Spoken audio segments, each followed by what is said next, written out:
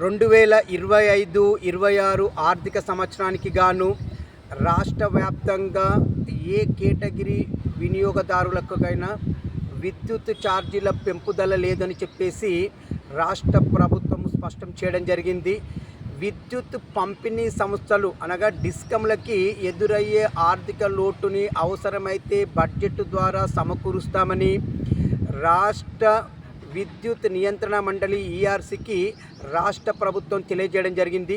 ఏది ఏమైనా 2025-26 ఆర్థిక సంవత్సరానికి విద్యుత్ ఛార్జీల పెంపుదల లేదు అని ఒక గొప్ప శుభవార్తని రాష్ట్ర ప్రజలకి తెలియజేసినటువంటి రాష్ట్ర ప్రభుత్వాన్ని నేను అభినందిస్తున్నాను.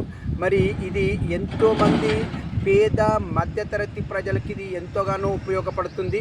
మరి ఇలాంటి మంచి నిర్ణయాలు తీసుకోవాలని చెప్పేసి నేను కాంగ్రెస్ ప్రభుత్వాన్ని కోరుకుంటున్నాను. ఇట్లు దినేష్ గంగసాని.